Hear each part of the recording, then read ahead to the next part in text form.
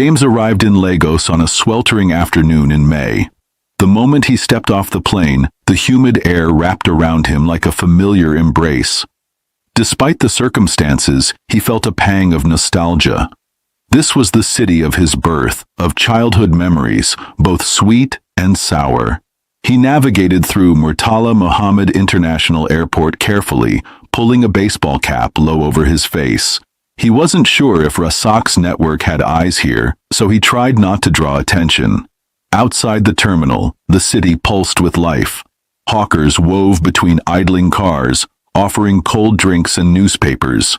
Okada motorcycle taxis whizzed by, honking. James took a moment to steady himself. The very energy of Lagos seemed to seep into his bones, giving him courage. "I have purpose here," he reminded himself. Peter had arranged to meet him with a hired private driver instead of using any family vehicle that could be recognized. A gray Honda sedan pulled up, and James tensed until he saw Peter's smiling face in the back seat. James slipped in beside him. They clasped hands in a tight grip. "Welcome home, James," Peter said softly. James nodded, swallowing a lump in his throat. "It's good to see you." For a moment, neither could find more words. Then, in a rush, they embraced. As the car merged into traffic, Peter quickly updated James on the situation. The family had returned to the old compound recently under police guard. The authorities had taken Rasak's threats seriously and posted a few plainclothes officers near the house. John remained in custody, but his information helped raids that disrupted some of the syndicate's operations. Still, Rasak himself was elusive, in hiding and undoubtedly angry. James learned that his donation of the family house to charity had indeed gone through. The Hope Children's Shelter, which received the property, allowed Margaret and the others to stay temporarily as caretakers, a graceful solution that saved them from being homeless. In fact, Samuel was living right there under Margaret's care, along with other orphans. It floored James that his spiteful decision to give away the house had inadvertently created a safe haven for his own son. Life had a strange way of weaving threads together. "Does Samuel know about me?" James asked quietly. Peter shook his head. "Not yet. We told him a relative from America was coming to visit. The boy has been through a lot, losing his mother, then moving into the shelter. We wanted to be sure, and to let you decide how to approach it." They drove through the city, passing landmarks James hadn't seen in years. The massive Third Mainland Bridge stretched over the lagoon on one side, and the shanty towns of Makoko sprawled on the other, reminding him of Lagos's stark inequalities. Soon they entered the old neighborhood. The compound came into view, its once cracked walls now freshly painted, the yard filled with children's laughter. It didn't look like the same place where, not long ago, his family had practically disowned him. The Hope Children's Shelter sign hung where the Carter family nameplate used to be. James stepped out, nerves jangling. A group of kids were playing football, soccer, in the yard. Among them, he spotted the boy from the photo. Samuel. The real living child was even more heart-rending, thin from recent hardship, but energetic, darting after the ball with determination. He wore a faded yellow jersey that was a couple of sizes too big. James's breath caught. "My son." Margaret emerged from the front door, drawn by the sound of the car. She looked older than James remembered. Grief and worry had etched new lines on her face. The moment her eyes met James's, she froze, as if seeing a ghost. Grace and Helen appeared behind her, both hesitating on the threshold. For a second, nobody moved. Then Margaret let out a cry. "James! My son!" She hurried forward, wrapping her arms around him before he could react. "You came! Oh, thank God you came!" Her voice cracked, and James felt her tears warm against his neck. All the anger he'd held seemed to drain away in that instant. He returned his mother's embrace, holding the woman who had raised him, even if she had hurt him deeply. Over her shoulder, Grace and Helen approached slowly. Grace spoke first, voice trembling. "James, I'm so sorry. We were wrong. I was wrong. Can you ever forgive us?" Helen was already sobbing softly, unable to speak, but her guilt was plain in her eyes. James released Margaret and looked at his sisters, really looked at them. They appeared smaller somehow, humbled and broken. He remembered the cold welcome they'd given him, the scorn and neglect. But that was then. Now they stood before him, remorseful and frightened, and yet hopeful. He took a deep breath. I forgive you," he said quietly. Grace let out a sob of relief, and Helen stepped forward, reaching for his hand. James pulled them into a hug. "We'll mend this," he whispered, tears in his own eyes now. "We'll be okay." In that embrace, the months of pain began to heal. A small voice interrupted, "Are you Uncle James?" They broke apart to find Samuel standing a few feet away, watching the reunion shyly. Up close, the boy's resemblance to James was even more uncanny. James knelt to be at eye level. His heart thundered. "Yes," he managed, voice gentle. "You must be Samuel." The boy nodded. "Grandma Maggie said you're a doctor from America." He glanced at Margaret, who had fresh tears in her eyes.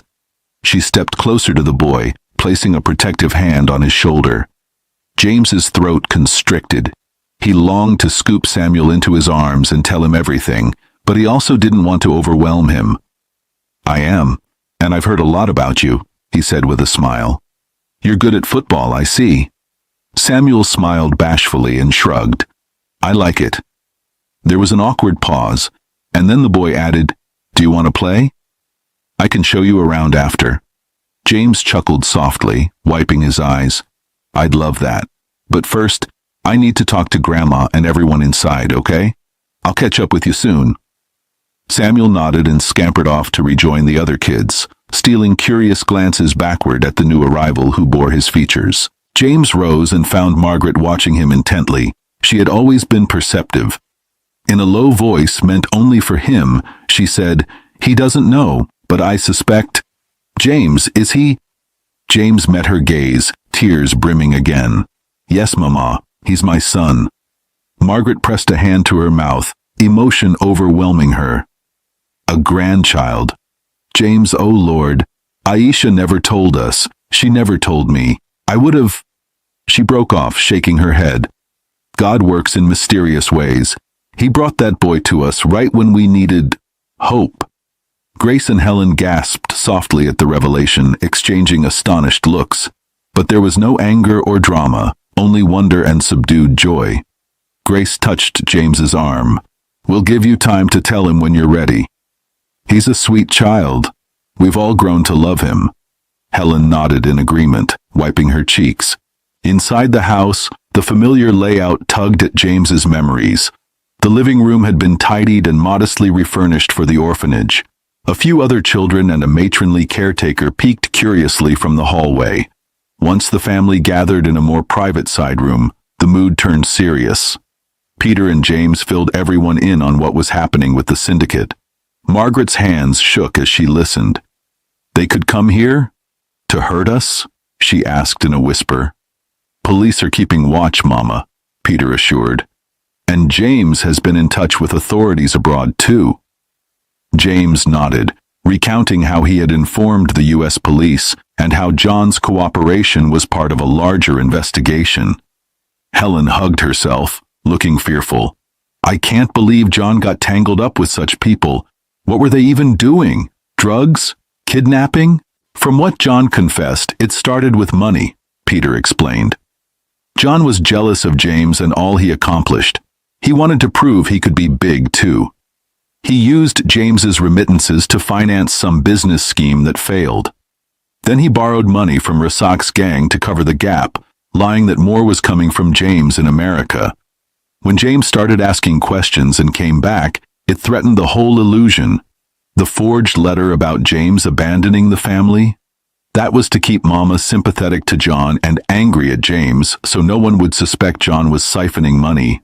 As for the gang, once John couldn't pay their exorbitant interest, they forced him to help launder other funds through his accounts. They likely used his new mansion construction as a front for dirty money. James rubbed his temples. absorbing the bitter truth. He recalled the ledger entries, his initials next to huge sums. John had indeed been laundering the remittances and possibly other criminal money. So Rasak's group is involved in multiple crimes, possibly fraud and laundering, maybe worse. When I confronted John and it all fell apart, Rasak lost both a cash cow and got law enforcement attention. Grace sniffled.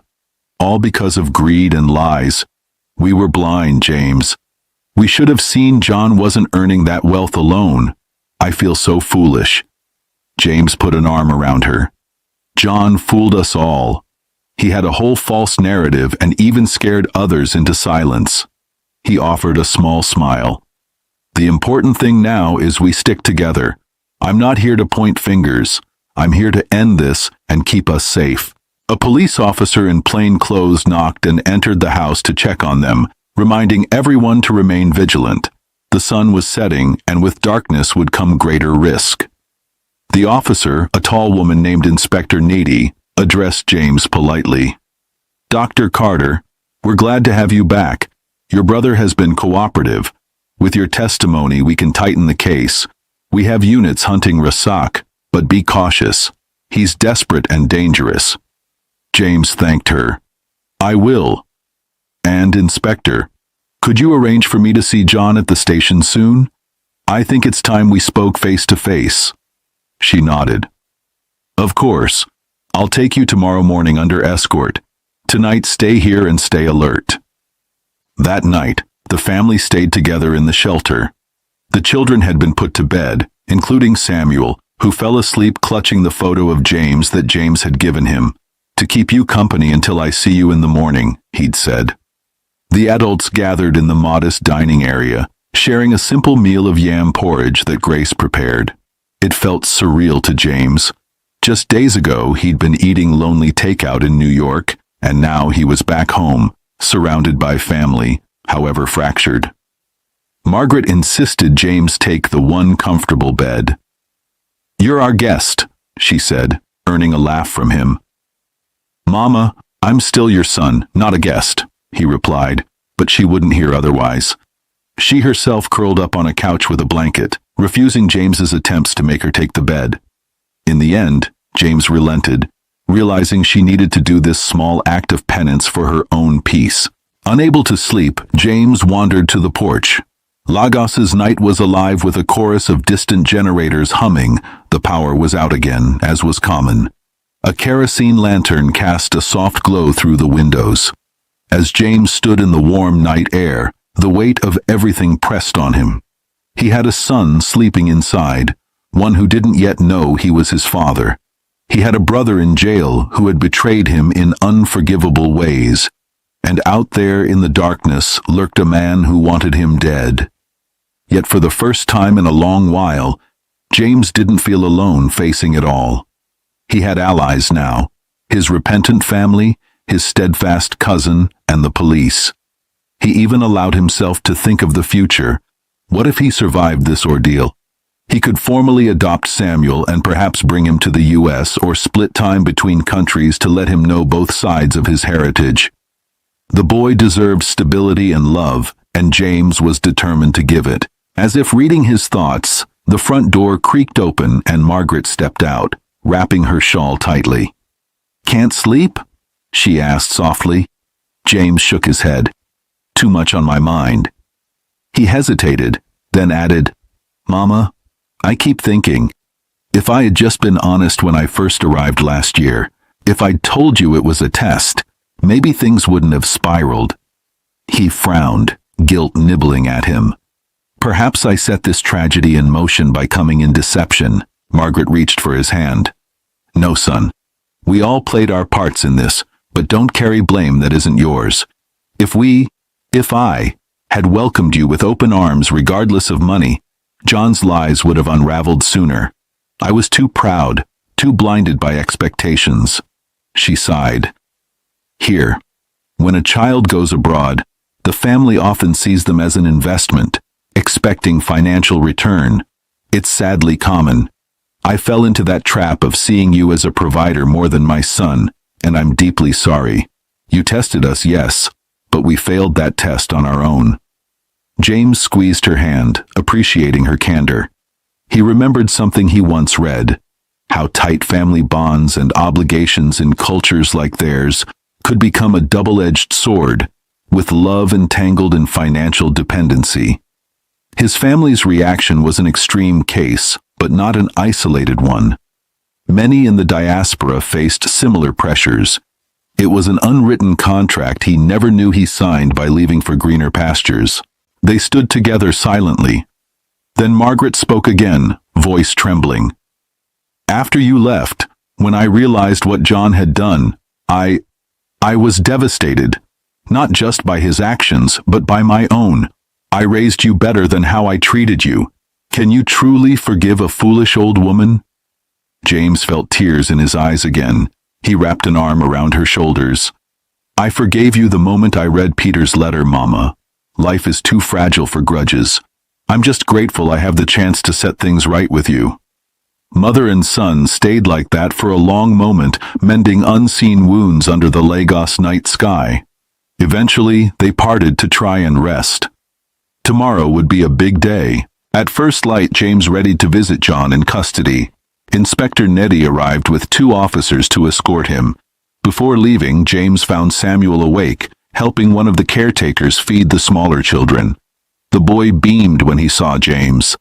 A pang of love hit James so strong it almost knocked him over. He deserves to know the truth soon, James thought. After I deal with John and Rasak, I'll tell him. "Will you be back by lunch?" Samuel asked innocently, as if James was just popping out for errands. James smiled and ruffled the boy's hair gently. "Absolutely. We'll play that football match we talked about, okay? I just have to go see my brother."